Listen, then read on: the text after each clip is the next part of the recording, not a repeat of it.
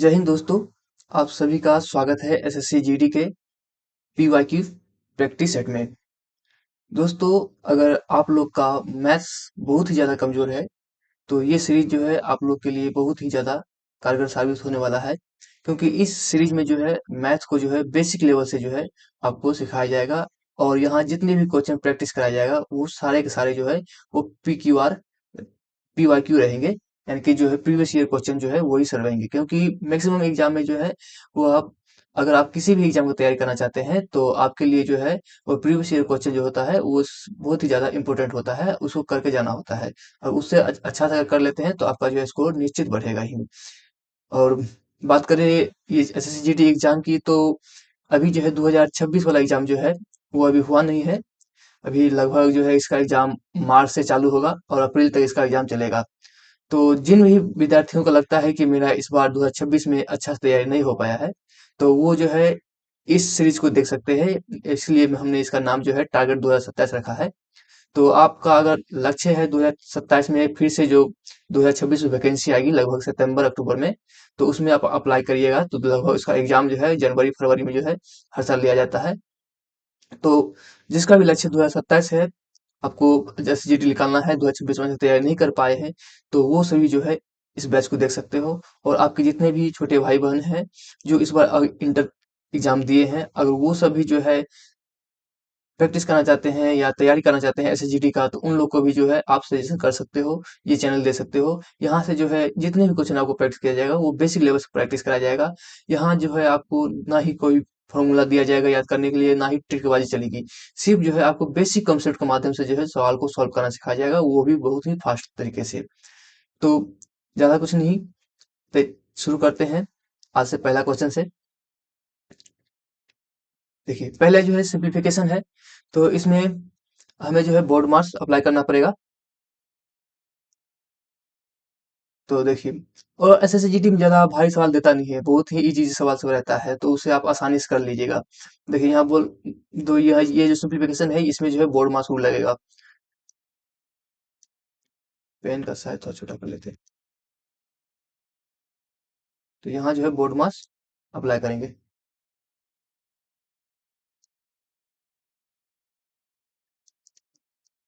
यहाँ जो है बोर्ड मास अप्लाई किया जाएगा। देखिए, पहले जो क्या होता है बोर्ड मास में, पहले जो है ब्रैकेट सॉल्व करते हैं।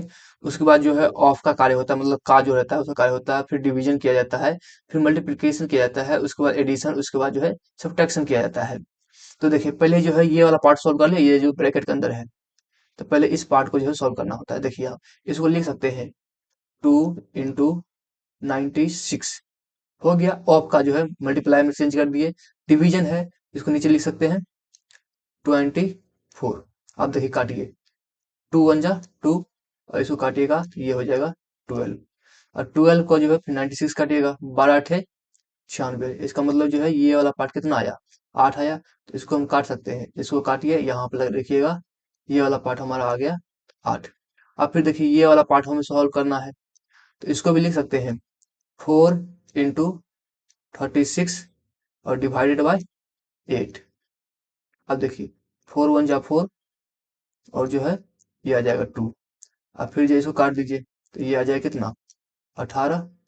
अब जो है इसको 18 से मल्टीप्लाई कीजिए, तो इसको लिख सकते हैं 41 × 18। अब देखिए 48 × 18 लिखना है, तो इसको जो है 18 को हम टू पार्ट में जो है तोड़ देंगे। इसको लिखेंगे 10 × 8। अब कोई भी नंबर को 10 से मल्टीप्लाई करने के बाद क्या होता है, तो लास्ट में जीरो ऐड हो जाता है। तो 41 को 10 से मल्टीप्लाई करेंगे तो कितना हो जाएगा, 410। और फिर बादशाह 8 से मल्टीप्लाई करना है, तो इसे यहाँ लिखेंगे 8 × 8, 8 × 4 = 32। सबको जोड़ दीजिए, ये हो गया 8, 3 और 7। तो हमारा आंसर कितना आया, 738, जो कि ऑप्शन जो है वो सी हमारा सही होगा। सॉल्व कर लिए, बस इतना ही इजी इजी सवाल सब आता है, आपको सिर्फ सॉल्व करना होता है। और उसमें भी जो है ये जो देख रहे हैं आपको बोर्ड मास वाला, ये दो तीन क्वेश्चन हर हर शिफ्ट में रहता है, बहुत ही ज्यादा आसान रहता है। चलिए आगे अगला क्वेश्चन पढ़ते हैं। देखिए यहाँ बोल रहा है जो है 7200 रुपये है, और उसे जो है पी क्यू आर के बीच जो होता है 1/2 = 4 = 3/2 के अनुपात में जो है बांटा गया है। बोल रहा है आर का हिस्सा कितना है। तो देखिए, पहले तो यहाँ फ्रैक्शन दे दिया है ये वाला। पहले जो है इसको हम सॉल्व करना है। तो इसको लिख सकते हैं 1/2 प्लस 4/1। नीचे में कुछ भी नहीं है तो यहाँ पे 1 लगा रहता है। प्लस में जो है 3/2। इसको पहले सॉल्व करिए। इसका नीचे का जो है हर का पर इसका जो है एलसीएम ले लीजिए। तो इसका आ जाएगा 2। फिर जो है 2 को 2 से डिवाइड करिए 1। और जो है फिर 1 को 1 से मल्टीप्लाई करिएगा तो ये हो जाएगा 1। प्लस 2 को 1 से डिवाइड करिएगा 2। और 2 को फिर 4 से गुना करिएगा तो 8। फिर जो है 2 को 2 से डिवाइड करिए 1। 3 को 1 से मल्टीप्लाई करिएगा तो यहाँ आ जाएगा 3। तो ये अब जो रेशियो जो बना ये पहले फ्रैक्शन वाला था। तो अब जो है हमारा जो है ये जो पूर्णांक में जो बन गया है। अब इसको रेशियो ये जो एक्चुअल रेशियो था ये अब ये हो गया 1:8:3। ये रेशियो हो गया। मान के लेके चलिए अगर जो है आर को 1 रुपया दिया जाता है और क्यू को जो है देखिए यहाँ पी जो है 1 रुपया दिया जाता है। क्यू को आर क्यू को 8 रुपया दिया जाता है और जो है आर को जो है 3 रुपया दिया जाता है। तो टोटल जो है कितना रुपया का बंटवारा हुआ देखा जाए तो 8×4 12 रुपया का जो है बंटवारा किया गया है। लेकिन एक्चुअल में तो यहाँ तो बोल रहा है कितना का बंटवारा हुआ है 7200 रुपया का बंटवारा हुआ है ना। तो ये जो है एक्चुअल में तो 7200 का बंटवारा हुआ है 70। तो ये सब कितना टाइम्स हो गया 12। 12×6 = 72। तो ये जो है इसका जो है 600 टाइम्स हो गया। अगर इसका ये 600 टाइम हुआ है तो ये बाकी सब का भी जो है वो 600 टाइम्स हो जाएगा। क्यू का भी आर का भी और पी का भी जो है वो 600 टाइम करिएगा तो ये सब का सब जो है आ जाएगा। देखिए 3 का जो है 600 टाइम करिए कितना आ जाएगा। ये आ जाएगा 36 18।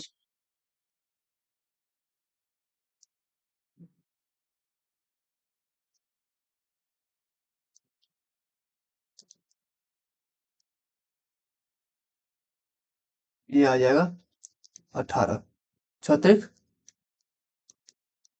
1800 रुपया। तो बोल रहा है जो आर का हिस्सा कितना है। तो आर को जो है 1800 रुपया मिला है। उसी प्रकार क्यू को अगर देख लिया जाए तो 8×6 = 48 मतलब जो है इसको 4800 रुपये मिला है। और जो पी की बात किया जाए तो पी को जो है वह 600 रुपया मात्र मिला है। तो हमें तो सिर्फ पूछा आर का हिस्सा। तो आर का हिस्सा जो है कहाँ है ऑप्शन डी में है। तो ये हमारा आंसर हो गया ऑप्शन डी। तो इस प्रकार से अगर फ्रैक्शन दिया हो तो इस प्रकार से जो है आपको तोड़ना पड़ेगा। इस रूप में तोड़ करके ऊपर वाला जो रहेगा इसको जो है हमें एक्चुअल में अनुपात मानना है। तो किस अनुपात में बटा गया है 1:8:3। तो ये अनुपात यहाँ पर हमने जो है लिखा है। इस अनुपात में बांट करके उसके बाद जो है आप सॉल्व करिएगा। बस इस तरह चलेगा। बहुत कोई मानता है एक्स माने वाई माने तो ये सब नहीं मानना होता है। आपका जो एक्चुअल वैल्यू है हम जितने को आज सवाल आपको सॉल्व करवाएंगे कभी आपको एक्स वाई जेड नहीं मानना पड़ेगा। आपको जो रेशियो दिया हुआ है उसी रेशियो से जो है कंपेयर कराते हुए जो है सवाल सॉल्व करवाएंगे। चलिए नेक्स्ट सवाल देखते हैं। अगर कोई भी डाउट हो आपको तो आप कमेंट कर सकते हैं पूछ सकते हैं। तो हम सॉल्व करेंगे आपका वो डाउट जितना भी होगा। देखिए अब इसमें बोल रहा है रोहित जो है वो 2320 रुपये में जो है एक पुराना बल्ब खरीदता है और उसकी मरम्मत पर जो है वो 180 रुपया खर्च करता है। यदि वह इसे 2400 रुपये में बेचता है तो उसकी हानि प्रतिशत क्या है कितनी प्रतिशत का जो है उसे लॉस हुआ है। देखिए आप भी कोई सामान खरीदते हैं तो उस पे जो है आपका मरम्मत चार्ज लग गया या फिर जो है आपको डिलीवरी चार्ज लग गया तो वो सारा चार्ज इंक्लूड करके जो है आपको वो कॉस्ट प्राइस पड़ता है। जैसे कि यहाँ रोहित देखा जाए तो रोहित ने जो है वो 2300 रुपये में जो है 2320 रुपया में जो है 1 मिनट।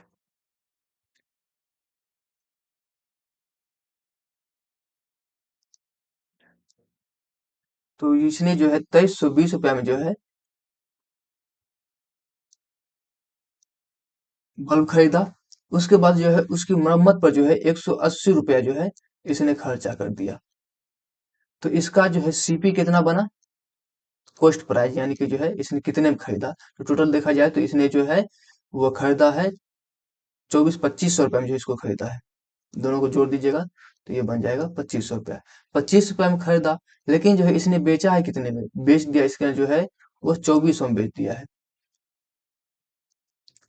2400 रुपये में बेच दिया। खरीदा इसने 2500 में, बेचा 2400 में, यानी कि कितने का लॉस हो गया? 100 रुपया का लॉस हुआ। ये तो देखा जाए तो एक नंबर में 100 रुपया का लॉस हुआ है, लेकिन ये तो पूछ रहा है परसेंटेज में बता भाई, परसेंटेज में कितना का उसे लॉस हुआ है। तो ये 2500 का जो है 100%, 100 रुपया जो है कितना परसेंट होगा? तो 2500 का जो है 100% देखा जाए, तो ये अगर जो है, ये अगर जो देखा जाए तो ये 1% जो है 25 हो रहा है, 2500 का। तो जो है 100% जो है कितना हो जाएगा? इसको 4 से मल्टीप्लाई करेंगे तो 100 हो जाएगा। तो 25 चौका 100, मतलब जो है 4% का जो है यहाँ पर जो है उसे लॉस हो रहा है। नहीं समझे तो आप इसे निकाल सकते हैं, अगर नहीं समझ रहे हैं तो देखिए यहाँ 2500 डिवाइडेड बाय 100, और फिर जो है निकाल लीजिए 100। तो 2500 पर जो है 100 जो है कितना परसेंट होगा? 100 से मल्टीप्लाई करिएगा, इसको इससे काट दीजिएगा, फिर जो है 25 को 100 से काटिएगा तो ये आ गया 4। तो मतलब जो है हमें जो है कितना परसेंट का लॉस हुआ? 4% का लॉस हो गया।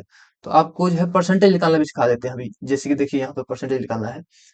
बहुत से विद्यार्थी जो है इस टाइप से जो है काटा कटी करते हैं, तो इस प्रकार जो है आपको काटना उठाने हैं, आपको जो है सिंपली जो है प्रैक्टिस कर सकते हैं आप। देखिए परसेंटेज भी बहुत आसान है, ज्यादा।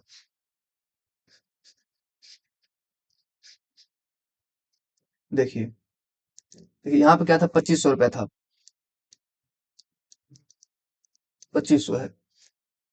तो इसी का अगर जो हम पूछेंगे 10% कितना हुआ, 10%, तो आपको जो है कुछ भी नहीं करना, कोई भी नंबर रहेगा, सिर्फ एक अंक के बाद जो है आपको दिसंबर लगा देना। अगर यहाँ पर हम दिसंबर लगा देते हैं तो इधर वाला पार्ट जितना हो गया तो वही आपका जो है 10% हो गया। बहुत ही सिंपल है परसेंट निकालना। 10% निकालना है, बस जो है एक अंक के बाद जो है दशमलव लगाना है, वो आपका 10% हो गया। तो 10% कितना हो गया? 250 रुपया हो गया। वही अगर पूछा जाए फिर से जो है 5% कितना होगा इसका? अगर आपने जो है 10% निकाल लिया है, तो 10% का आधा कर दीजिए, 5% आ जाएगा। तो 250 का आधा करिए, कितना आ जाएगा? 125 रुपया। 10%, 5% आपने निकालना सीख लिया। उसी प्रकार से जो है आपसे पूछेगा 20% निकालने के लिए, तो आप जो है 20% भी निकाल लीजिएगा। 10% निकाल के उसका डबल कर लीजिएगा, क्योंकि जो है 10 का डबल हो रहा है ना 20, तो इसका भी जो है डबल हो जाएगा।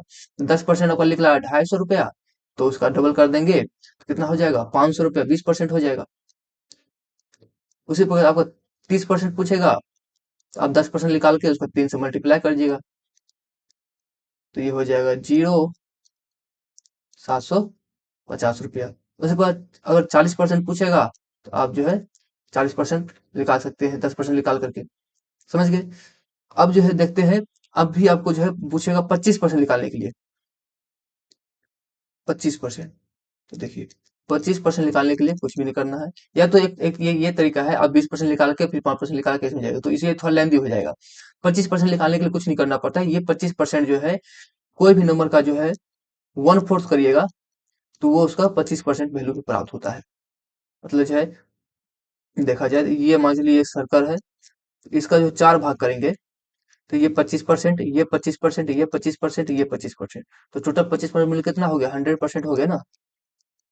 तो इसीलिए जो 1/4 जो है भाग जो है, वन चौथाई भाग पूछ रहा है। 25% का मतलब ही होता है 1/4 भाग। 1/4 भाग करने के लिए जो है आपका जो है किसी भी नंबर को 4 से डिवाइड कर, 2500 को 4 से डिवाइड कर दो, 6 चौक 24, और फिर जो इधर आ जाएगा 4 दूनी 8, और फिर 4 पंचे 20, मतलब जो है 625 जो हो गया आपका 25%। आपसे पूछेगा 50%, 50% निकालने के लिए क्या करोगे? 50% निकालना है, 50% निकालने कुछ भी नहीं करना है, मतलब ये वाला पूरा पार्ट आपसे पूछ रहा है। ये वाला पार्ट जो है वो आपसे पूछ रहा है इधर का। तो एक ये वाला पार्ट जो है, ये दो पार्ट में बन गया, तो मतलब आधा पार्ट पूछ रहा है। किसी भी नंबर का आधा कर दोगे तो वो उसका 50% हो जाएगा। तो 2500 का जो आधा कर दो कितना हो जाएगा? 1250। सॉरी, तो ये आपका हो जाएगा 1250 रुपया, जो है 50% हो गया। बस इस टाइप से ही जो है निकालना रहता है। 75% पूछेगा तो आपको कुछ नहीं करना है, 75% वैसे ही लिख लेगा। 75% जो है, इसका 3 पार्ट ले रहा है, पहले क्या 4 पार्ट करके जो है एक पार्ट लिया था 25% निकालने के लिए। अगर 3 पार्ट ले रहा है, मतलब इसको लिखेंगे यहाँ पर 3, ये हो जाएगा 3, 3/4 कर देंगे, तो यहाँ करेंगे कोई भी नंबर को जो है 3/4 कर देंगे। तो पहले जो है 25% निकाल के उसका 3 गुना कर देंगे। 25% निकाला है, फिर इसका जो 3 गुना कर दो, 5 तिया 15, 3 दूना 6, 1 7, और जो है 6 त्रिक 18, 1875 जो है हो जाएगा। इस प्रकार से परसेंटेज आप निकाल सकते हैं, इसमें कोई बड़ी बात नहीं है। तो प्रैक्टिस करिएगा तो हो जाएगा सारा कुछ। चलिए नेक्स्ट क्वेश्चन चलते हैं। ये तो हो गया हमारा। देखिए, इसमें पूछ रहा है, यदि एक आयत की लंबाई में 14.128% की जो है वृद्धि की जाती है, तो क्षेत्रफल समान रखने के लिए जो है इसकी चौड़ाई में कितनी प्रतिशत की कमी की जानी चाहिए। और कोई भी चीज जो है, अगर क्षेत्रफल समान रख रहा है, मान लिया जाए हमारे पास एक जो है आयत का जो है आकार का कोई शेप है।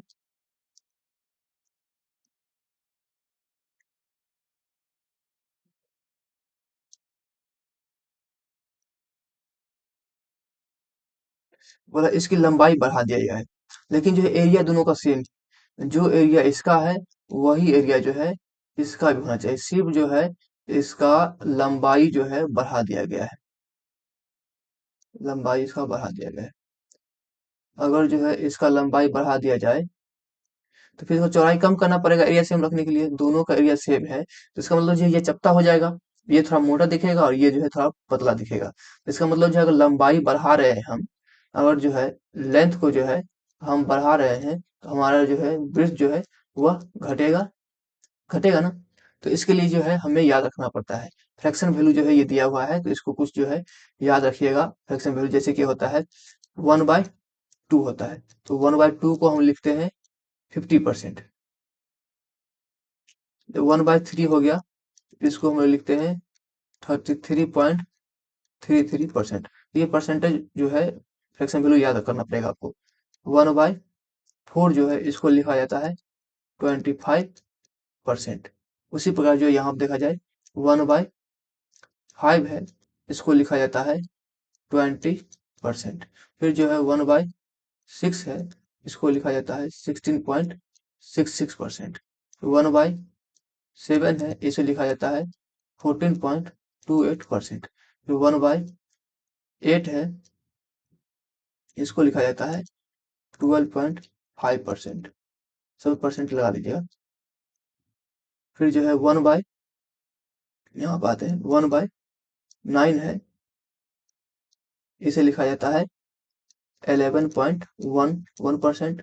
और 1/10 तो आप जानते हैं, इसका हो जाएगा 10%। और जो है 1/11 को लिखा जाता है 9.09%। तो देखो, अगर जो है कोई वैल्यू जो है यहाँ पे अगर 1/2 यानी कि 50% बढ़ रहा है, कोई वैल्यू जो है अगर 50% बढ़ रहा है, तो जो है उसको जो है कम कितना परसेंट कम करना पड़ेगा, तो 33.33% जो है कम करना पड़ेगा। यदि कोई वैल्यू जो है 33.33% बढ़ रहा है, तो उसे जो है 25% कम करना पड़ेगा। यदि कोई वैल्यू जो है 25% जो है वो बढ़ रहा है, तो उसे कितना कम करना पड़ेगा, उसे जो है 20% कम करना पड़ेगा। यदि कोई वैल्यू जो है 20% बढ़ रहा है, उसे जो हमें कितना कम करना पड़ेगा, 16.66% कम करना पड़ेगा एरिया सेम रखने के लिए।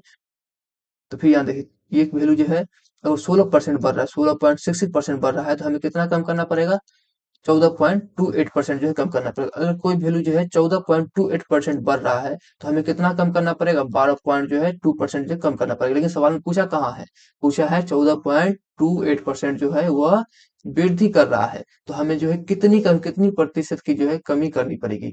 तो 14.28% की तो वृद्धि हो रही है, तो इससे कम वैल्यू कितना है, 12.8। इसका मतलब जो है 12.8% जो है हमें जो है इसकी चौड़ाई जो है वह कम करनी पड़ेगी, यानी कि जो इसका ब्रिज जो है उसे जो है कितना कम करना पड़ेगा, 12.5% जो है हमें कम करना पड़ेगा। तो वही तो पूछ रहा है यहाँ पर 12.5%, ऑप्शन ए हमारा आंसर यही हो गया।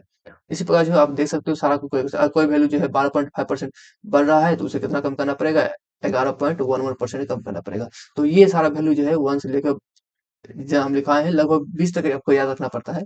तो आप जो है इसको याद कर सकते हो, समझ गए। ये कोई बड़ी बात नहीं है, आपको अगर याद करिएगा तुरंत याद हो जाएगा। तो आप जो है इसको नोट डाउन कर लीजिए और जो है लिख लीजिएगा और इसको याद करिए, क्योंकि हम बार बार इसी वैल्यू का यूज करेंगे, हम मेरे पास ज्यादा मेथड है नहीं, हम बार बार आपको जो है इसी मेथड के द्वारा जो है सवाल को सॉल्व कराएंगे। सिर्फ हम 2 या 3 कॉन्सेप्ट देंगे आपको, वही 2-3 कॉन्सेप्ट से जो है पूरी की पूरी मैथ सॉल्व कराएंगे आपको। कोई X Y Z formula trick बाजी कुछ भी नहीं चलेगा आपको। सिर्फ जो है यही फ्रैक्शन वैल्यू याद करेंगे, रेशियो से जो है सवाल सॉल्व करना सिखाएंगे, बस हो गया और कुछ भी नहीं। चलिए नेक्स्ट सवाल पे चलते हैं। अब देखिए यहाँ बोल रहा है 44 आम है, 121 केले हैं और जो है 11 सेब है। उन्हें कई पंक्तियों में इस तरह से व्यवस्थित किया जाना है कि प्रत्येक पंक्ति में समान संख्या में फल हो और जो है प्रत्येक पंक्ति में एक प्रकार का फल हो। बोल रहा है प्रत्येक पंक्ति में जो है समान संख्या में फल हो और जो है प्रत्येक पंक्ति में जो है समान संख्या पर एक ही प्रकार का फल हो। तो पूछ रहा है पंक्तियों की न्यूनतम संख्या कितनी है। अब देखो यहाँ जो आम के जो है कितने फल है, तो यहाँ जो 44 है, केले जो है 121 है और सेब जो है वह 11 है। तो अब देखो यहाँ पे,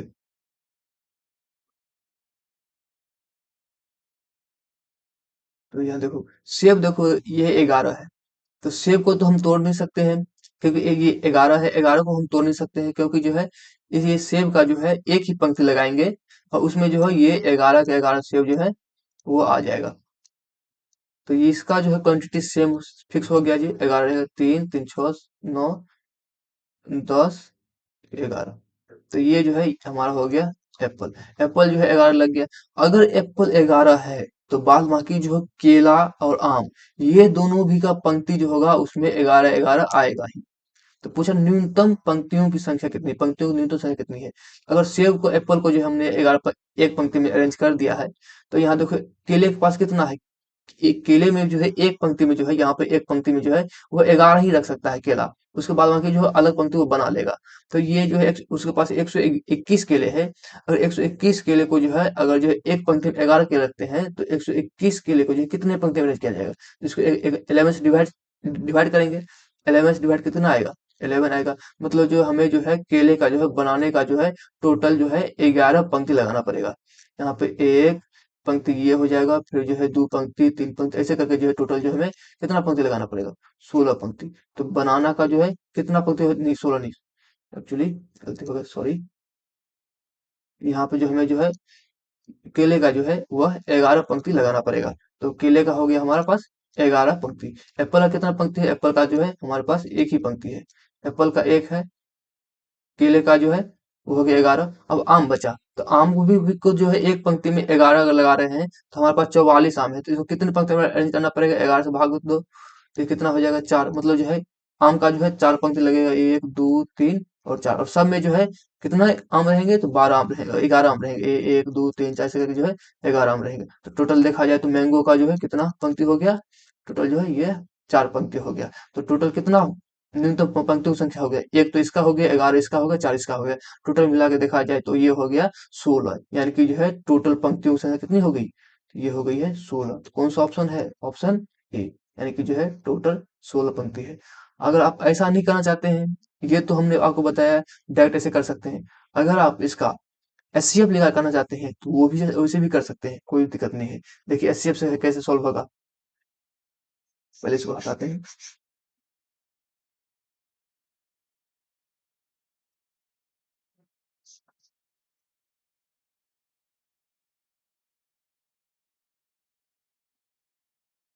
देखिए इसका एचसीएफ लीजिएगा। एचसीएफ में जो है क्या क्या लेना पड़ेगा, 11, 121 और 44 का जो है हमें, देखिए 44, उसके बाद जो है 121 और उसके बाद जो है 11, इस सब का जो है एचसीएफ लेना है। तो 44 लिख सकते हैं 4 into 11, 121 को लिखेंगे 11 इस टू जो है 11 और 11 को लिखेंगे 1 is to 11। और देखो तीनों में कॉमन क्या आ रहा है, तीनों में कॉमन जो है ये वाला पार्ट जो है वह कॉमन आ रहा है। तो इसका मतलब जो है इसका जो एचसीएफ कितना आ गया, एचसीएफ आ गया हमारा 11। इसका मतलब जो है हर एक पंक्ति में जो है वह कितना जो है फल फल होगा, तो हर एक पंक्ति में जो है वह 16 फल होगा। हमारे पास टोटल फल कितने हैं, तो ये हमारे पास टोटल फल हो गया 44 जो है वह आम के हैं, आम है और जो है 121 जो है केले हैं और जो है 11 सेब है। तो टोटल जोड़ लीजिए, टोटल जो है ये 6, ये 7 और ये 1, 176 फल है। 176 फल है और एक पंक्ति में जो है 11 फल लगा रहे हैं, तो जो है तो टोटल कितने पंक्ति बनेंगे, तो इसको जो है 11 से डिवाइड कर लीजिए। 11 एकम 11, 11 चौक 66, मतलब जो है टोटल पंक्तियों की संख्या कितनी हो गई? 16। तो आप इस मेथड से भी जो है सवाल सॉल्व कर सकते हैं। समझ गए? आप ऐसे कीजिए, नहीं तो डायरेक्ट यहाँ से भी आप देख सकते हैं, ये 11 है तो मतलब जो है ये इसमें सेब का तो फिक्स हो गया, सेब एक ही पंक्ति में अरेंज होगा, उसको हम दो पंक्ति में अरेंज कर नहीं सकते क्योंकि फल को काटेंगे नहीं। फिर जो है एक एक पंक्ति में एक ही रहेगा, तो इसका जो है 11 लगेगा ही। नहीं तो आप एचसीएफ लीजिए, उसके बाद जो है टोटल फल कितनी है उसके बाद जो है डिवाइड करके लिख दीजिए। बहुत से बच्चा क्या करता है, इस सब का जो है एचसीएफ ले लेता है और ये यहाँ पे आगे 11, अब ऑप्शन खोजता है, 11 तो है नहीं, अब किसको मारे? अब 11 नहीं है, देखता है जो नजदीक है उसको मार के लिखा जाता है, जैसे 13 है, 14 है, ये दोनों में से कोई को मार के वो लिखा जाएगा, उसको सवाल कर दिया जाएगा। तो यहाँ पूछा पंक्तियों की न्यूनतम संख्या जो कितनी है। पहले जो है हमने तो एक पंक्ति में कितने फल लगे हैं लगाया जाएगा वो निकाले थे 11। उसके बाद जो है टोटल हाँ, कितने फल है उसको जो है डिवाइड कीजिए, तब काम चला तो हमारे पास 16 पंक्ति में जो है इस सभी फलों को जो है हम अरेंज कर सकते हैं। समझ में आ गया? चलिए नेक्स्ट क्वेश्चन चलते हैं। अब देखिए, यहाँ बोल रहा है चक्रवृद्धि ब्याज पर रखी गई एक धनराशि जो है 10 वर्षों में जो है दुगुनी हो जाती है। तो वह समय ज्ञात कीजिए जिसमें यह धनराशि स्वयं की 4 गुनी हो जाएगी। मान के चलिए हमारे पास 100 रुपया है,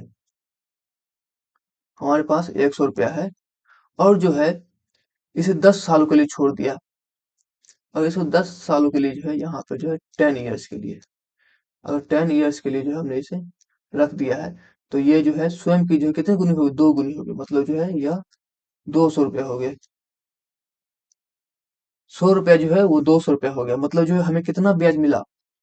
देखा जाए तो 100 रुपया हमें यहाँ पे ब्याज मिला। तो पूछ रहा है अगर 10 साल में जो है वो 100 रुपये ब्याज मिलते हैं, तो वो चक्रवृद्धि ब्याज पर रखा गया है। तब या फिर पूछ रहा है स्वयं की 4 गुनी हो जाती है, कितने सालों में, कितने समय में जो है। तो यहाँ देखो, यह जो है 10 साल लगे इसको 2 गुने होने में।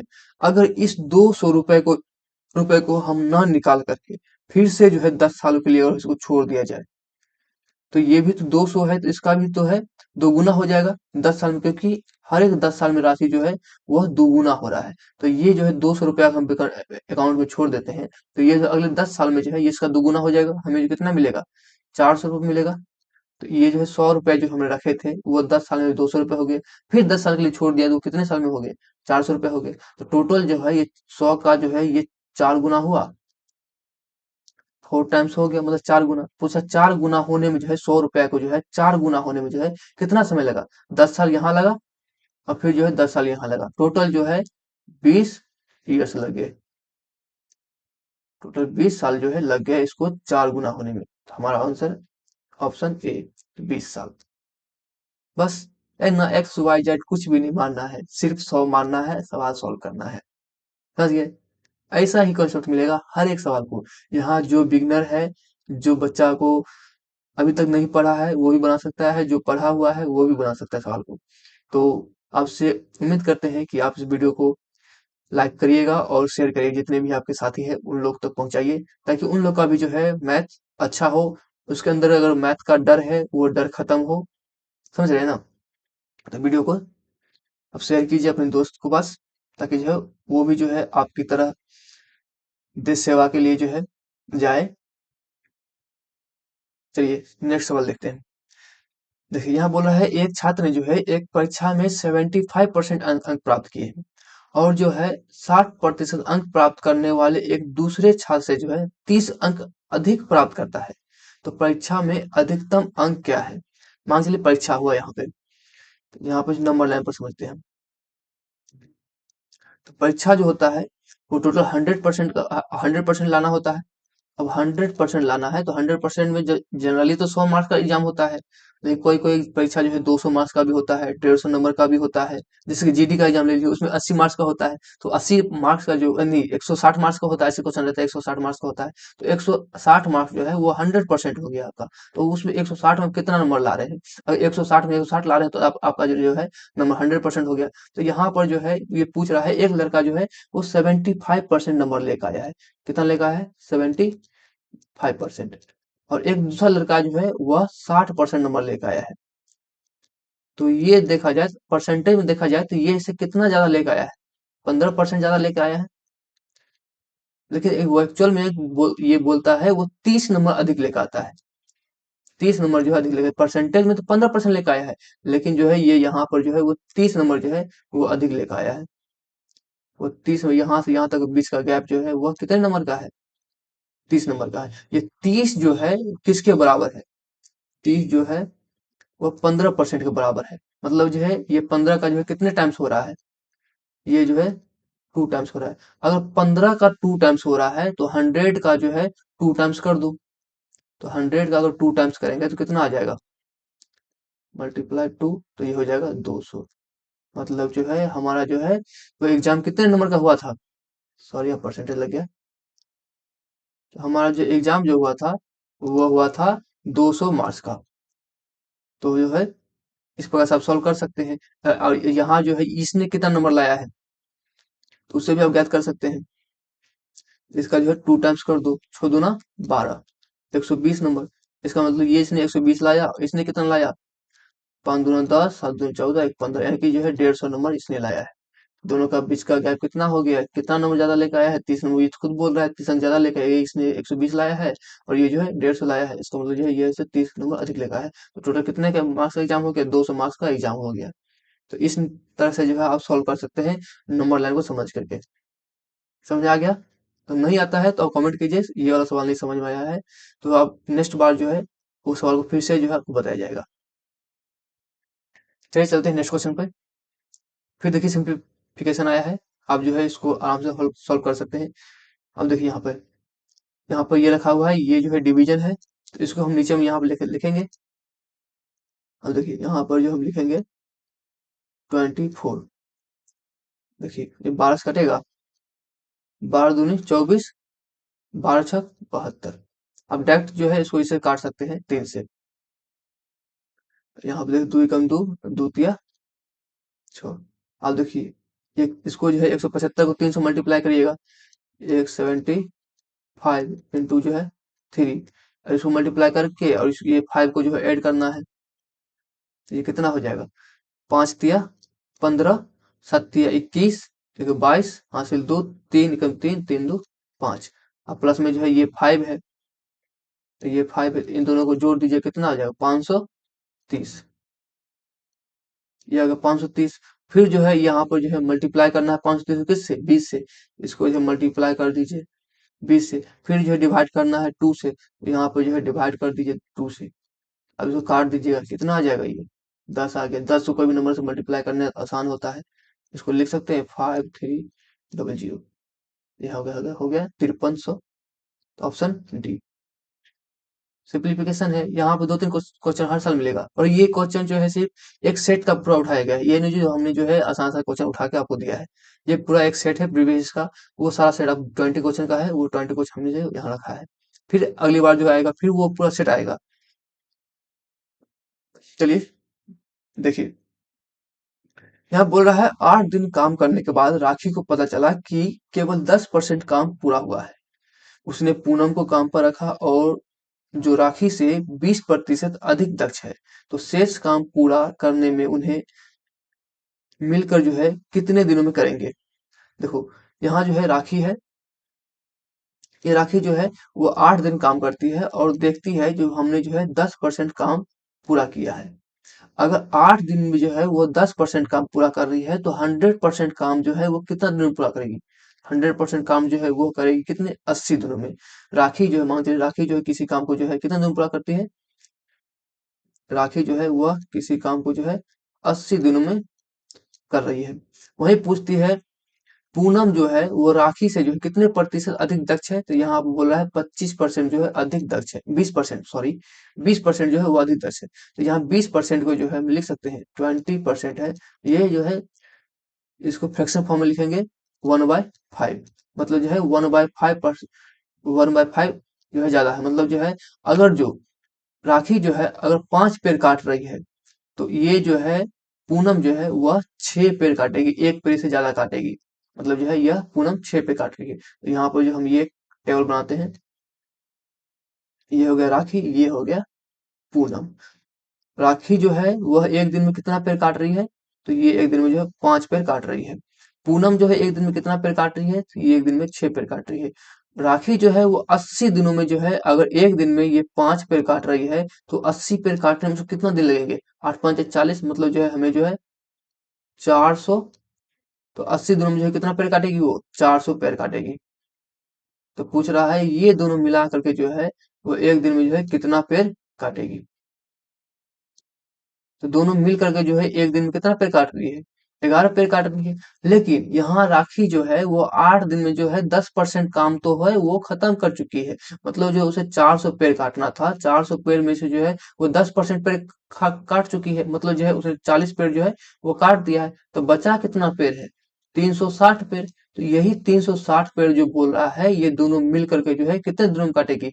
360 को जो 11 से डिवाइड कर दो, तो वही जो हमारा ये दोनों मिलकर जितना पेड़ काटेगी वो दिन आ जाएगा। तो ये हो जाएगा 360 डिवाइडेड बाय 11 डे। तो इतना दिन दिनों में जो है वो दोनों मिलकर जो है काम कर लेगी। तो ऑप्शन देख लीजिए यहाँ पे, ऑप्शन बी जो है हमारा आंसर हो गया। इस पर आप सॉल्व कर सकते हैं सवाल को। चलिए नेक्स्ट क्वेश्चन पे चलते हैं।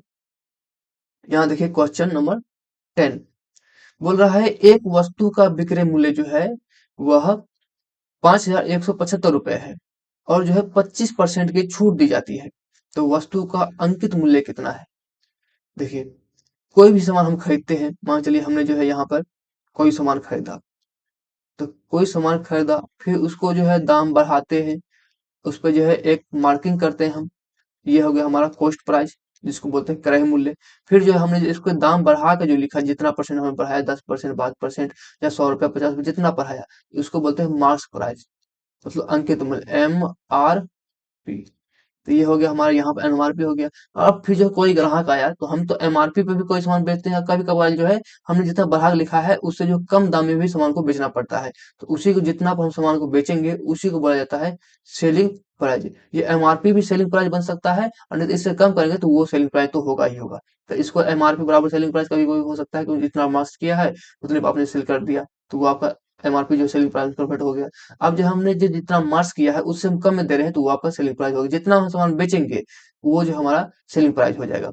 तो देखिए यहाँ पर बोल रहा है उसने जो कितना बेचा है, तो उसने सेल किया है 5,175 रुपए में जो है वो सेल किया है। देखिए उसका जो है एमआरपी कितना था हमें नहीं मालूम है, लेकिन जो है उसने जो है इस पर जो है वह 25% का जो है डिस्काउंट दिया है। 25% डिस्काउंट देने के बाद जो है वो इसके इतना में सेल किया है। अगर मान लिया जाए, अगर उसका एमआरपी 100 रुपया होता तब वो उसे कितना में सेल करता? 25% डिस्काउंट देता 100 रुपया पर, मतलब जो है 25% हटा देता इसमें से, तो कितना बचता? 75%। चूंकि 75% मतलब जो है अगर जो उसका एमआरपी यहाँ देखिए 100 रुपया है, तो उसे सेल कितना में कर रहा है? 75 रुपीज में। लेकिन उसने तो सेल किया कितना में है? 5,175 रुपया में।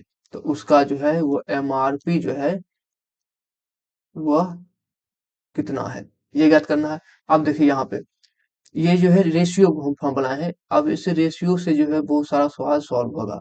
इस टाइप से रेशियो आपको ध्यान रखना है। इस रेशियो से जो है बहुत सारा सवाल हम सॉल्व करेंगे। देखिए ये रेशियो बना है, तो इसे कभी भी हम काटेंगे तो या तो हम आमने सामने काटेंगे, इधर से भी ऊपर से भी आमने सामने काट सकते हैं, या नीचे से आमने सामने काट सकते हैं, या फिर ये जो है ऊपर नीचे काट सकते हैं, ऊपर नीचे काटिए, या ऊपर नीचे इसमें भी काट सकते हैं। कभी भी क्रॉस नहीं काटेंगे हम। अब देखिए यहाँ 25 इसमें डिवाइड लग रहा है, 25 तिया 75, 25 चौका 100। अब देखिए यहाँ 3 से जो है इसमें डिवाइड लगेगा, ये से कितना टाइम्स हो रहा है? देखिए 3 से इसको डिवाइड करिएगा तो ये आ जाएगा 3 कम 3, और जो है 3 साथे 21, 3 दूना 6, 3 5 15, मतलब 1765 गुना जो है इसका, 3 को 1765 गुना करेंगे तब इतना आएगा। तो इसको भी, तो 4 को भी जो इतना गुना करेंगे तब फिर ये आ जाएगा। 4 से भी मल्टीप्लाई करना पड़ेगा 1765 को, तो हमारा जो है एमआरपी निकल जाएगा।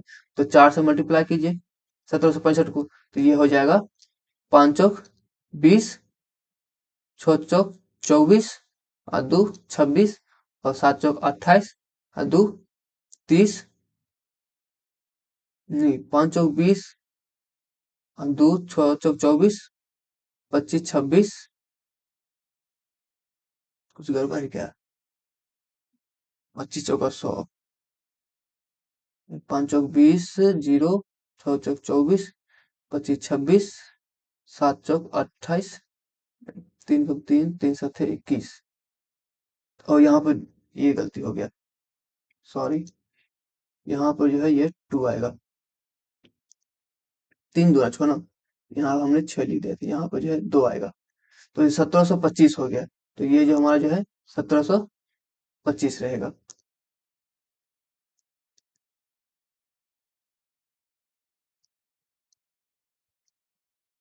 देखिए 5 चौक 20 के 0, और जो है 4 दूनी 8, 9 10 के 0 हासिल 1, 7 चौक 28, 1 29, 9 और 4 एकम 4, और जो इसका 2, तो ये हो जाएगा 6, मतलब जो है 6900। एमआरपी कितना हो गया? 6900 रुपये जो हमारा एमआरपी हो गया। तो ये जो है यहाँ पर जो हमने जो है रेशियो अप्लाई किए हैं, रेशियो जो है हमने अप्लाई किया। तो चलिए आगे चलते हैं। तो हमारा ऑप्शन जो है इसमें जो है हो जाएगा ऑप्शन ए, आंसर हो जाएगा 6900 रुपये जो है उसका कितना था, अंकित मूल्य था, एमआरपी। चलिए नेक्स्ट सवालों पर चलते हैं। देखिए यहाँ बोल रहा है आर जो है एक कार्य को जो है 90 दिनों में पूरा कर सकता है। संपूर्ण कार्य का कितना प्रतिशत कार्य आर द्वारा 45 दिनों में पूरा किया जाएगा। यहाँ अगर जो है वो 90 दिन में जो है, अगर जो है 90 दिनों में पूरा कर लेता है, यानी कि जो पूरा काम जो है 100% काम जो है उसने 90 दिनों में पूरा किया है, तो पूछ रहा है 45 दिनों में जो है वो कितना काम करेगा। दिन आधा हो गया है, पहले 90 दिन में करता था, अब जो है 45 दिन आ गया है, मतलब जो आधा 45 दिन में जो है वो 50% काम कर लिया होगा। डायरेक्ट आसान सवाल था। 90 दिनों में 100% सवाल करता है तो 45 दिनों में कितना परसेंट काम करेगा? 50%। ऑप्शन बी, तो हमारा जो है ऑप्शन बी आंसर हो गया 50%। बहुत इतना इजी सवाल आ रहा है यार, क्योंकि टाइम भी तो कम है आपके पास। कितना मिनट मिल रहा है? 60 मिनट मिल रहा है 80 सवाल करने के लिए। तो लगभग आपको मैथ में कितना दीजिएगा? लगभग जो है 20 से 25 मिनट दीजिएगा मैथ के लिए, इससे ज्यादा टाइम मिलेगा नहीं। तो उस हिसाब से वो लोग क्वेश्चन भी सेट करते हैं ताकि इस टाइम में जो है आप 20 के 20 क्वेश्चन सॉल्व कर पाए। समझ रहे हैं? इसलिए जो है प्रैक्टिस सेट प्रीवियस ईयर जो है वो लगाना बहुत ही ज्यादा अच्छा रहता है। बहुत से मास्टर क्या करता है, इधर उधर से जो है मैथ सवाल ला करके जो है आपको सॉल्व कराएगा, तो उसमें चक्कर नहीं पड़ना है। आपको जितना हो सके आप जो है प्रीवियस ईयर क्वेश्चन को सॉल्व कीजिए, क्योंकि वो जो है टाइम लिमिट में क्वेश्चन दिया रहता है, इस टाइम लिमिट सेट करना होता है, और उसे उतने समय में जो है आपको जो है सवाल सॉल्व करना है। तो जितना हो सके आप प्रीवियस ईयर पे ज्यादा ध्यान दीजिए। चलिए नेक्स्ट क्वेश्चन चलते हैं। अब फिर देखिए यहाँ पे आ गया सिंप्लीफिकेशन। अब देखिए सब ब्रैकेट में है, सबको सॉल्व कीजिए। इसको सॉल्व करिए कितना आ जाएगा? ये हो जाएगा 33 और 7 40। तो इसमें हम लिख सकते हैं 40। फिर जो मल्टीप्लाई है, मल्टीप्लाई कर दिए। अब इसको जो है इसको डिवाइड करिए, कितना आ जाएगा? 22। ये आ गया 22। फिर जो है इसको सॉल्व कीजिए तो बचे 25। इसको लिखेंगे 25। अब देखिए 25 से जो है पहले हम इसको गुना कर दे। 25 से गुना करने के लिए जो है डायरेक्ट जो है 25 चौका 100। इसको मल्टीप्लाई करते हैं तो 25 चौका हो जाएगा 100, और इसका जो जीरो एक एक से हो गया। फिर बचा 22। फिर जो है 22 को मल्टीप्लाई कर दो इसको, तो इसको लिख सकते हैं 2200।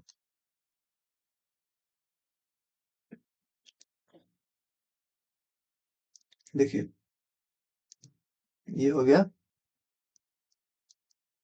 2200। Option D. इतना ही सवाल है, आप सॉल्व कर सकते हो। तो कोई भी सवाल पे आपका अटकना नहीं है। जहाँ आपको लगता है इस सवाल में फंस गए हैं, आपको वहां से तुरंत भागना है नेक्स्ट सवाल के, क्योंकि पास आपके पास टाइम लिमिट है, टाइम रुका हुआ नहीं है, वो टाइम चल रहा है। तो जिस सवाल में फंसिएगा उसको स्किप करके आगे भागिए, क्योंकि आगे जो है वो सवाल को आसान भी मिल सकता है। समझ रहे हैं ना? जैसे देखिए यहाँ पे इतना आसान सवाल मिल गया, पीछे आपके सवाल में लगेगा नहीं इसलिए को हम सॉल्व करिए करेंगे। अगर टाइम गया, सॉल्व हो रहा है नहीं हो रहा है छोड़ दो, आगे बढ़ो। समझ गए? चलिए चलते हैं नेक्स्ट सवाल की ओर। देखिए यहाँ बोला है एक परीक्षा में उपस्थित कुल विद्यार्थियों में से जो है 93% विद्यार्थी जो है वो उत्तीर्ण हो गए, और जो है 9275 विद्यार्थी जो है वो अनुत्तीर्ण हुए हैं। तो परीक्षा में उपस्थित कुल विद्यार्थियों की संख्या कितनी थी? मान लीजिए एक एग्जाम हुआ, उसमें जो है 100% बच्चा जो है वह शामिल हुआ, और इस 100% में से जो है 93% जो है वह पास हो गए। 93% पास हो गए। बचे कितने? 7%। ये जो 7% बच्चा है वही जाकर जो है वो फेल हो गए। मतलब ये 7% का वैल्यू जो है वो यहाँ दिया हुआ है 9,275 रुपए। मतलब जो है ये 7% कितना के बराबर है? 9,275 रुपए के बराबर है। तो पूछ रहा है जो कुल उपस्थित कितने होंगे, मतलब 100% बच्चा कितना है, तो इसको जो है 100% कितना बच्चा है, तो वही तो पूछ रहा है। तो 7% बच्चा जो है वो 9,275 के बराबर है, तो 100% जो है वो कितने बच्चे के बराबर होंगे? तो 100% निकालना है, तो इसका जो है यहाँ मल्टीप्लाई किया गया है, इसको इसको देखो भाग कर दो, कितने टाइम्स इसका हो रहा है। तो इसका जो है कितने टाइम्स हो रहा है, देखो यहाँ 7 एकम 7, फिर जो है 7 तिया 21, फिर जो है 7 दूनी 14, और फिर जो है ये 3 आएगा तो ये 35, 7 पाँचे 35। तो इसका जो है 7 का जो है कितने टाइम्स हो रहा है? 1325 टाइम्स जो है करेंगे तब जाकर जो है 9,275 आएगा। अगर इसका जो है 1325 टाइम्स किए हैं तो इधर भी इसका भी जो कितना करना पड़ेगा? 1325 टाइम करना पड़ेगा। 1325 100 को मल्टीप्लाई करेंगे 1325 से, कितना आ जाएगा? 1 3 2 5 और डबल जीरो, मतलब जो है 1,32,500 बच्चा जो है वह परीक्षा में शामिल हुआ था, जिसमें से जो है 9,275 फेल कर गए, और जो है बाद बाकी 93% जो है वो पास हुए हैं।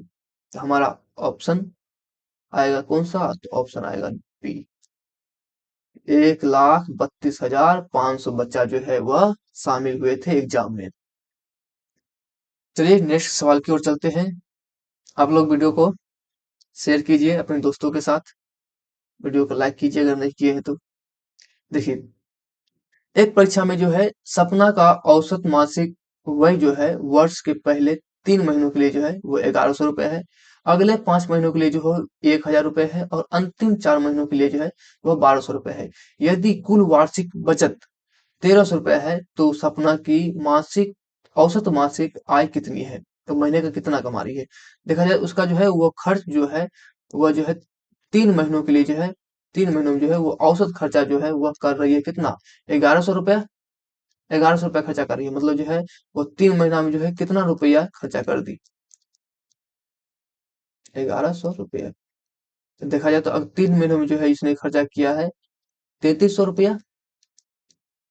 और फिर जो है ये अगले 5 महीनों के लिए जो है इसका जो है औसत यहाँ पहले बता दिया गया, औसत मासिक व्यय है, इसका खर्चा है, मासिक कितना रुपया खर्चा करती है। तो 3 महीने में जो है उसका औसत जो निकला है वो 1,100 रुपया जो हर एक महीने खर्चा कर रही है। तो 3 महीने में टोटल जो इसने जो है 3,300 रुपया जो है खर्चा कर चुकी है। फिर अगले 5 महीनों के लिए जो है उसका औसत जो मासिक व्यय जो है वह 1,000 रुपया है। तो यहाँ पर लिखेंगे 5 × 1,000, तो ये हो जाएगा उसका 5,000 रुपया। अगले 5 महीनों में जो है उसने जो है 5,000 रुपया उसने खर्चा कर, फिर जो है अंतिम 4 महीनों में जो है उसने जो है 1,200 रुपया खर्चा कर दी, मतलब हर एक महीने जो 1,200 रुपया खर्चा कर रही 4 महीनों तक। तो कितना रुपया खर्चा की टोटल? 4 × 4 = 48। 48 रुपया इसने खर्चा कर दी। तो टोटल देखा जाए तो इसने कितना खर्चा किया है? 0 0 8 2 10 11 4 4 8 और 5 13। तो इसने जो है 13,100 रुपया जो है इसने खर्चा की है। अब इसकी जो है वार्षिक बचत जो है, वार्षिक बचत जो है 1,300 रुपया, इसने 1,300 रुपया बचाया भी है। देखिए यहाँ 1,300 रुपया जो है इसने बचाया है। तो इसने इतना तो खर्चा किया था, इतना बचाया था, दोनों को जोड़ दिया जाए तो इसका निकल जाएगा कि इसने जो है एक साल में जो है कितना कमाया है। तो एक साल में जो है इसने इतना रुपया जो है वह कमाया है। कितना कमाया है? 14,400 रुपया जो है इसने कमाया है एक साल में। तो एक साल में कितने महीने होते हैं? 12 महीने होते हैं। 12 से डिवाइड कर दो तो पता चल जाएगा कि हमें जो है कितना रुपया जो है इसने एक महीना में कमाया है। तो डिवाइड करेंगे, 12 एकम 12, फिर जो है 12 दूनी 24, लगभग जो है इसने जो है हर एक महीने जो है वो 1,200 रुपया कमाया है। तो आंसर जो है कौन सा हो जाएगा हमारा? Answer D. तो ये हो गया 1,200 रुपया जो इसने जो है हर एक महीने जो है वह कमाया है। तो यही जो है इसका औसत मासिक आय हो गया। यहाँ पूछा औसत पूछ रहा है, तो औसत मासिक आय जो है उसका कितना था, वो था 1200 रुपया। चलिए अगला क्वेश्चन देखते हैं। टोटल 20 क्वेश्चन है, ये आपके एग्जाम के जैसा ही रखा गया है, क्योंकि एग्जाम में भी 20 क्वेश्चन पूछता है, हमने भी यहाँ पे प्रैक्टिस सेट में जो है 20 क्वेश्चन रखा गया है। आप जो है देखते जाइए, और जो है बहुत ही आसान लगेगा आपको, जो है जब आप 10 क्लास आप कर लीजिएगा तो आपको बहुत ही आसान लगेगा, आप मेरी कॉन्सेप्ट को जो है पूरी तरह से समझने लगेगा, जो हम किस तरह से सवाल को सॉल्व करते हैं। आप कंटिन्यू बने रहिए हमारे साथ, और जो है आपको जो है निश्चित ही सफलता मिलेगी। 2027 आपका टारगेट है, 2027 में जो है आपके जो है सभी पर जो है वर्दी होगा। चलिए अगला क्वेश्चन देखते हैं। देखिए यहाँ बोल रहा है किसी मूलधन पर जो है वह 40 वर्षों के लिए जो है प्राप्त साधारण ब्याज जो है, यहाँ साधारण ब्याज बोला गया है, सिंपल इंटरेस्ट जो है, वह जो है उस मूलधन का जो है 2/5% है। तो ब्याज की वार्षिक दर कितनी है? मान लीजिए हमारे पास 100 रुपया है, या 100 रुपया है, इसको जो है हमने जो है वो 40 साल के लिए, 14 40 ईयर्स के लिए जो है साधारण ब्याज की दर पे दे दिया गया है। अगर इसको 40 सालों के लिए साधारण ब्याज के रखा गया तो बोल रहा है मूलधन का जो है 2/5% है, उसका साधारण ब्याज जो है मान चलिए 100 रुपया है, तो इसका जो है 2/5 गुना जो है वो उसको ब्याज के रूप में मिलता है। तो ब्याज के रूप में कितना मिलेगा, इसको एक काट दीजिए, ये हो जाएगा 20 दूना 40 हो जाएगा, मतलब जो है उसे जो है 40 रुपया जो है वह ब्याज के रूप में मिला। 100 रुपया रखा तो 40 साल में जो है उसको 40 रुपया जो है ब्याज के रूप में मिला। अगर 40 साल में 40 रुपया ब्याज के रूप में मिलता है तो एक साल में जो है उसको कितना रुपया मिलेगा, 1 रुपया मिलेगा ना भाई साहब। एक साल में जो है उसको 1 रुपया ब्याज मिल रहा है। तो 100 का जो है कितना परसेंट 1 रुपया होगा, तो 1%। 100 का 1% निकालिएगा, 10% यहाँ है तो 1% निकालिएगा, 2 नंबर अंक के बाद जो है 1 दशमलव बैठाएगा तो वो उसका 1% होता है। तो 100 का जो 1% कितना हो गया, 1 रुपया। मतलब जो है उसे हर साल जो है 1 रुपया ब्याज मिल रहा है, मतलब जो है उसका इंटरेस्ट कितना हो गया, 1% का जो है उसे ब्याज मिल रहा है। इंटरेस्ट रेट कितना चल रहा है, 1% चल रहा है। यहाँ जो है 1%, ऑप्शन बी। चलिए नेक्स्ट सवाल की ओर चलते हैं। देखिए ये बोल रहा है ए और बी अपनी घड़ियां 5,000 रुपए प्रति घड़ी की दर से बेचते हैं, और ए को जो है 25% का लाभ होता है, जबकि बी को जो है वो 10% की हानि हुई। तो ए और बी का जो है यहाँ क्रय मूल्य का अनुपात पूछा है। क्रय मूल्य का अनुपात कितना है, यहाँ जो है देखिए 25%, ए का जो है 25% का लाभ होता है। अगर मान चलिए अगर ए ने जो है एक घड़ी को 100 रुपया में खरीदा होता, तो वो कितना बेचा हुआ होता 25% लाभ कमाने के लिए, उसे जो है 125 में बेचता।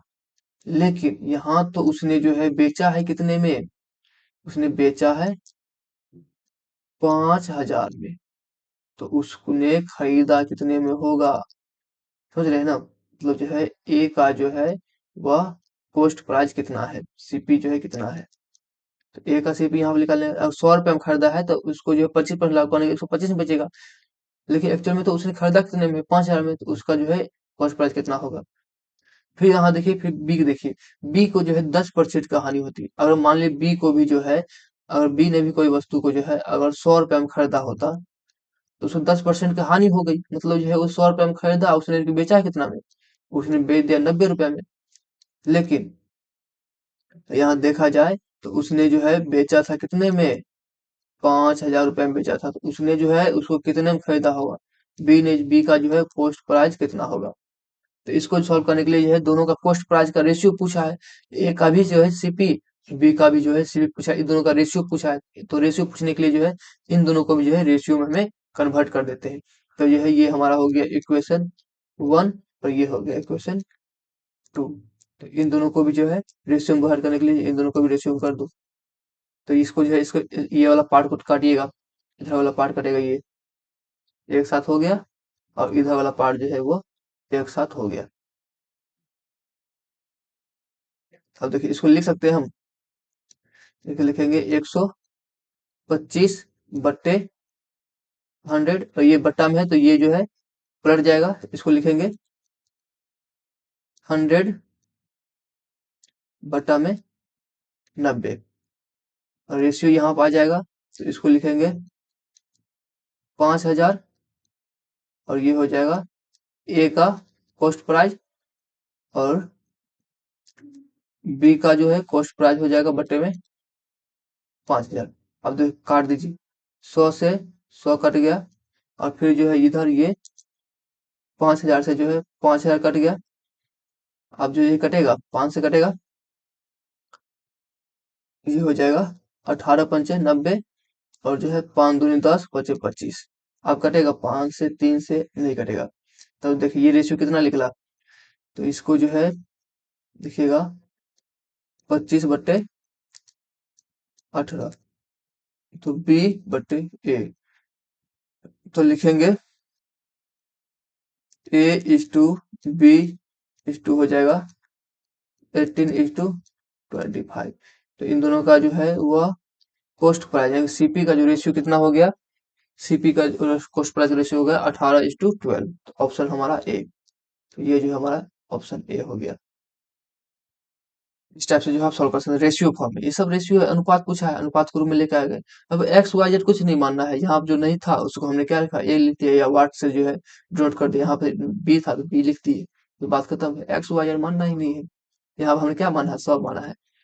100 को इस क्यों मानते हैं, देखिए यहाँ पर जो है 100 इसलिए माना जाता है क्योंकि 100 में जो है एब्सोल्यूट वैल्यू और जो है परसेंटेज वैल्यू दोनों सेम रहता है। अगर 100 रुपए हम बोला जाए 10 रुपए बढ़ा रहे हैं, तो 10 रुपए बढ़ाएं कितना हो जाएगा, 110 रुपया। अगर हम बोले जाए 100 में जो हम 10% बढ़ा रहे हैं, तो 100 में 10% बढ़ाएगा फिर भी जो है कितना हो जाएगा, 110 ही हो जाएगा, क्योंकि जो है इसमें एब्सोल्यूट वैल्यू और परसेंटेज वैल्यू जो है दोनों बराबर ही होते हैं, जिस कारण जो है हम इसको 100 मान रहे हैं। 100 में अगर 25% बढ़ाया जाए फिर भी जो है 25 रुपया ही होगा, 25 रुपया बढ़ाया जाए फिर भी जो है 25 ही होगा। इसलिए जो हम 100 मानते हैं। अधिकतर सवाल में जो है हम 100 मान के ही सॉल्व करेंगे, 100 को बेस बनाएंगे और उसके मेथड से जो है सवाल को सॉल्व करेंगे। आगे आपको बहुत सारे सवाल सीखने को मिलेगा, करिएगा आप, और आसान लगेगा सॉल्व करने में। पहले आप सवाल को जो है समझ जाइए, कॉन्सेप्ट समझिएगा। तो इसमें क्या होता है, आप 3D में सवाल को देख रहे हैं, जिस सवाल जैसे वर्क कैसे कर रहा है, समझ रहे हैं ना। चलिए चलते हैं नेक्स्ट सवाल की ओर। अब देखिए यहाँ पूछ रहा है, दो रेलगाड़ी जो है समान चाल से जो है विपरीत दिशा में चल रही है। यदि प्रत्येक रेलगाड़ी की जो है लंबाई जो है 320 मीटर है, और जो है वे एक दूसरे को जो है 18 सेकंड में पार कर रही है, तो प्रत्येक रेलगाड़ी की चाल कितनी है। तो रेलगाड़ी जो है वो जो है समान चाल से चल रही है, और जो है दोनों की लंबाई भी समान है 320 मीटर 320 मीटर, मतलब जो है, और वो एक दूसरे के जो है विपरीत दिशा में भी चल रही है। मतलब जो है एक रेलगाड़ी अगर इस साइड से आ रही है, तो एक रेलगाड़ी जो है वो इस साइड से आ रही है, और दोनों का लंबाई कितना हो गया, 320 मीटर, और ये भी जो है 320 मीटर। तो यहाँ से यहाँ तक की दूरी जो कितना हो जाएगा, तो यहाँ से यहाँ तक की दूरी हो जाएगा 640 मीटर। ये 640 मीटर को जो है वो कवर करने में जो है कितना समय लगा रही है, 18 सेकंड लगा रही है। 18 सेकंड में जो है 640 मीटर की दूरी तय कर रही है, तो वो जो है 1 घंटे में कितना दूरी करेगी, 1 घंटा में कितने सेकंड होते हैं, तो 1 आवर्स में जो है आपका हो जाएगा 3600 सेकंड होते हैं। तो आपको हमेशा याद रखना है, क्योंकि यहाँ सेकंड दिया हुआ है, तो हमें जो है इसको आवर्स को भी कन्वर्ट करना पड़ेगा किस में, तो सेकंड में। तो 1 आवर्स में 3600 सेकंड, चूंकि छत्तीस अठारह, चूंकि यहाँ जो है 18 सेकंड में 64 जा रही है, 36 सेकंड में जो है कितना दूरी तय करेगी, ये निकालना है। तो यहाँ देखो यहाँ पे, तो जैसे इसका कितने टाइम्स हो रहा है, 18 दूनी 36, ये हो गया इसका 200 टाइम्स इसका हो रहा है, 18 दूनी 36, ये होगा 200 टाइम्स। तो इसका भी तो 200 टाइम्स होगा, 200 टाइम्स कर दो तो कितना हो जाएगा, 4 दूनी 8 और 6 दूनी 12, मतलब जो है ये इतना हो गया। तो ये इतना मीटर में है, और मीटर में है फिर इसको किलोमीटर में कन्वर्ट करना है। इसको जो है 100 से जो है 1000 से जो है वह डिवाइड कर दो, ये जीरो से जीरो खत्म हो गए तीनों, तो बचा कितना, 128 किलोमीटर प्रति घंटे के स्पीड से जो है वह चल रहा है। दोनों का स्पीड जो है 128 किलोमीटर जो है प्रति घंटा हो गया।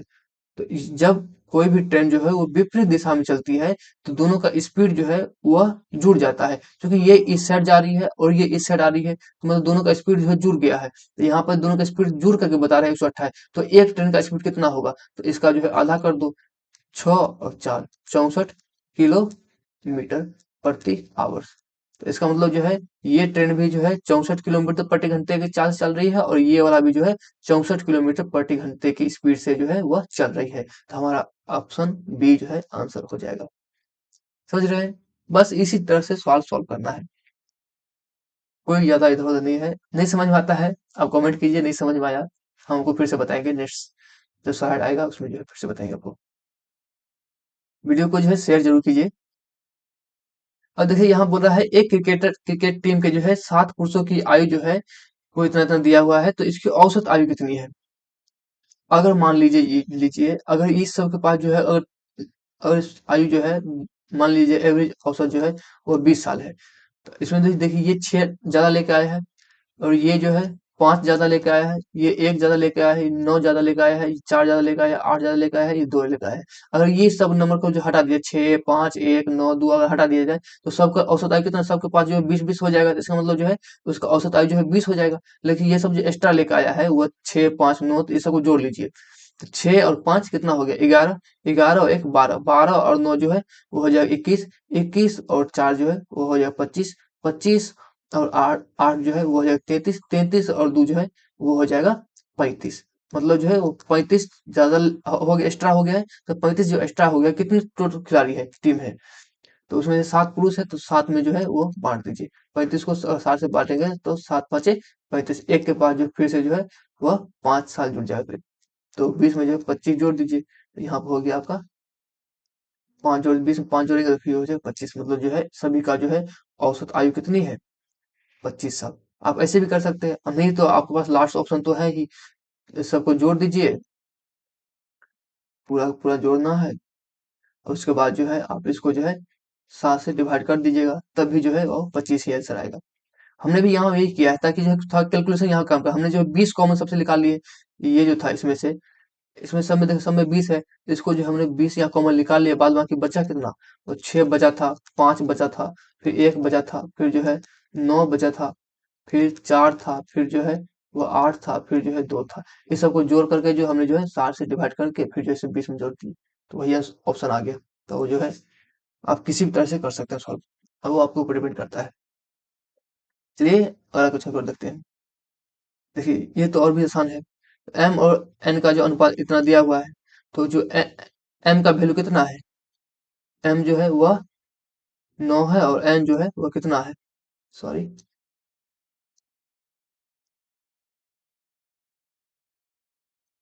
यहाँ जो है एन जो है वह 6 है। तो इन दोनों को जोड़ दीजिए, तो यहाँ पूछ रहा है एम प्लस एन, तो 9 और 6 कितना हो जाएगा? 15। ये रेशियो हो गया। और m माइनस n, तो m में से जो है वो n को घटाना है। 9 में से 6 जाए कितना आ जाएगा? 3। अब जो है कोई भी रेशियो जो रहता है वो सिंपलेस्ट फॉर्म में रहता है, तो हमें जो है हमेशा सिंपलेस्ट फॉर्म में ही रेशियो यूज करना है। अब देखो देखो ये दोनों कट रहा है, ये दोनों काट दीजिए। 3 एकम 3 और 3 पाँचे 15, तो ये रेशियो कितना आ गया? 5:1 का। हमारा ऑप्शन ए जो है आंसर हो गया 5:1। कुछ भी नहीं करना है, आसान है सवाल।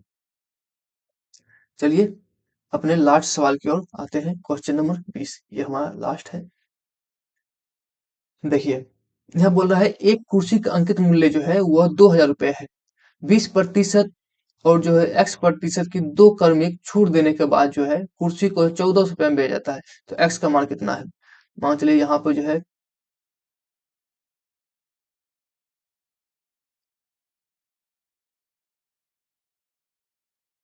ये कॉस्ट प्राइस, उसने किसी दाम पर जो है उसको जो है कुर्सी को खरीदा है, उसने जो है इसका दाम बढ़ाकर जो है कर दिया कितना? 2,000 रुपया इसने दाम कर दिया। फिर जो है इसको जो है कस्टमर आया, उसने जो है डिस्काउंट मांगा, इसने डिस्काउंट दे भी दिया। उसने भी जो है दो दो डिस्काउंट दे, एक 20% का, एक जो है x% का। तो डिस्काउंट देने के बाद जो है इसने जो है इसको जो है 1400 में सेल कर दिया, 1400 में सेल कर दिया। तो ये डिस्काउंट दिया कंटिन्यू, पहले जो है 20% का डिस्काउंट दिया, उसके बाद जो है फिर जो है वो x% का डिस्काउंट दिया। तो वो जो x% का डिस्काउंट दिया है, तो वही पूछ रहा है ये x% जो है कितना है। अब देखो 200 में से जो है पहले 20% डिस्काउंट दे दो। अगर 200 में से 20% डिस्काउंट देंगे तो 10% जो है 200 हो गया। तो 20% कितना हो जाएगा? 400। मतलब जो है ये 2,000 में जो था वो 20% निकाल दिया जाए, तो ये हो जाएगा कितना? 1600। 1600 बचा। अब जो है ये 1600 रुपए था, अब जो है 1600 जो है फिर जो है एक्स परसेंट डिस्काउंट देता है। अब 1600 रुपए पे जो एक्स परसेंट डिस्काउंट देने के बाद जो है ये बचता कितना है, 1400। तो ये जो है एक्स परसेंट का जो डिस्काउंट दे रहा है वो कितना है, तो 1600 रुपए उसका आया, फिर जो है एक्स परसेंट डिस्काउंट देता है उसने 1400 में सेल किया, मतलब जो है 200 रुपए अभी और डिस्काउंट दिया है, तो 1600 पर जो है उसने 200 रुपए डिस्काउंट दिया है, यानी कि जो 1600 है इस पर जो है इसने 200 का डिस्काउंट दिया है। तो ये जो है कितना परसेंट हो जाएगा, कितना परसेंट होगा, काट दीजिए, डायरेक्ट जो है ये कटेगा। फिर जो है चार चौका 16 और जो चार पंचे 20, 50, तो ये हो जाएगा 4 एकम 4 और जो है 4 दूनी 8 और 4 पंचे 20। तो ये सारा 12%, मतलब ये एक्स का जो है वो जो है वैल्यू कितना है, 12.5%। पहले 20% डिस्काउंट दिया, मतलब जो है पहले जो है उसने 400 रुपए जो है डिस्काउंट दे दिया, 400 डिस्काउंट देने के बाद जो है उसका अमाउंट कितना है, 1600 रुपया। फिर जो है फिर बोला जी नहीं और चाहिए डिस्काउंट, फिर भाई 200 रुपया अति 12.5% डिस्काउंट और दिया, तब जाके जो है उसको जो है 1400 में सेल किया है उसने, जो है यहाँ पे 1600 में सेल नहीं किया, उसने 1400 में सेल किया है। तो कितना डिस्काउंट दिया था लास्ट में, तो लास्ट में जो है 12.5% का डिस्काउंट फिर से दिया उसने, दो डिस्काउंट दे दिया। तो ये हमारा था क्वेश्चन लास्ट। मिलते हैं नेक्स्ट वीडियो में, वीडियो को लाइक सब्सक्राइब शेयर जरूर कीजिए, आप लोग से यही गुजारिश है, और जो है बने रहिए सीरीज में। थैंक यू, मिलते हैं नेक्स्ट वीडियो में, तब तक के लिए धन्यवाद।